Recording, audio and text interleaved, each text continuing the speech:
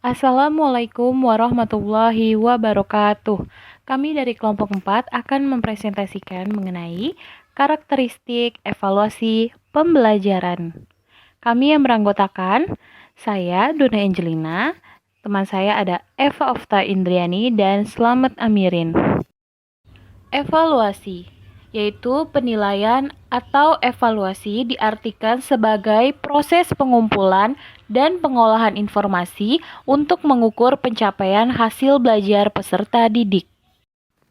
Dalam proses pembelajaran, tahap penilaian atau evaluasi diperlukan untuk melihat perubahan atau hasil yang telah dicapai oleh peserta didik selama proses pembelajaran berlangsung. Evaluasi sangat berguna untuk meningkatkan kualitas proses dan hasil pembelajaran. Pentingnya evaluasi dalam pembelajaran dapat dilihat dari tujuan dan fungsi evaluasi maupun sistem pembelajaran itu sendiri.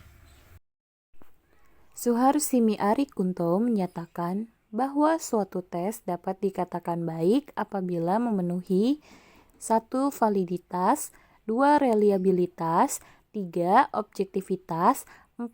Praktikabilitas, yang kelima ekonomis. 1. Validitas. Alat ukur dikatakan valid apabila alat ukur itu dapat dengan tepat mengukur apa yang hendak diukur. Dengan kata lain, validitas berkaitan dengan ketepatan dengan alat ukur.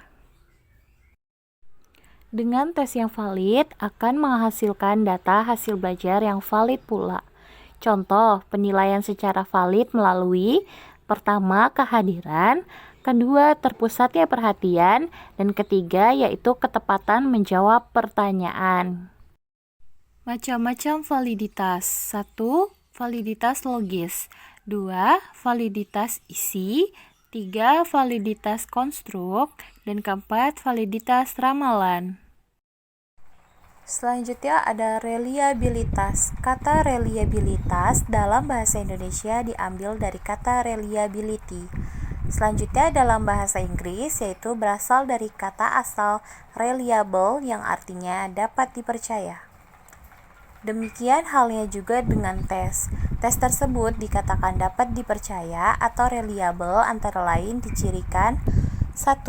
Jika memberikan hasil yang tetap atau konsisten apabila diteskan secara berkali-kali.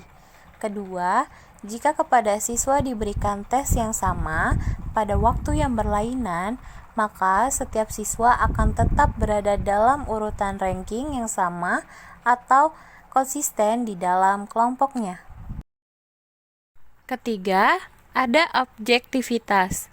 Objektif berarti tidak adanya unsur pribadi yang memengaruhinya. Lawan dari objektif adalah subjektif, artinya terdapat unsur pribadi yang masuk memengaruhinya. Sebuah tes dikatakan memiliki objektivitas apabila dalam melaksanakan tes tidak ada faktor subjektif yang memengaruhi, terutama dalam sistem scoringnya. Ada dua faktor yang memengaruhi subjektivitas dari suatu tes, yaitu bentuk tes. Bentuk tes uraian akan memberi banyak kemungkinan kepada penilai untuk memberikan penilaian menurut caranya sendiri. Kedua, penilai. Subjektivitas dari penilai akan dapat masuk secara lebih leluasa, terutama bentuk tes uraian. Faktor yang memengaruhi subjektivitas. Yang pertama, kesan penilai terhadap siswa, kedua bentuk tulisan, ketiga gaya bahasa, dan keempat kelelahan. Untuk menghindari atau mengurangi masuknya unsur subjektivitas dalam penilaian, maka penilaian harus dilaksanakan secara kontinu dan secara komprehensif. Sekian dari kelompok kami, kurang lebihnya mohon maaf. Wabillahi taufik wal hidayah. Wassalamualaikum warahmatullahi wabarakatuh.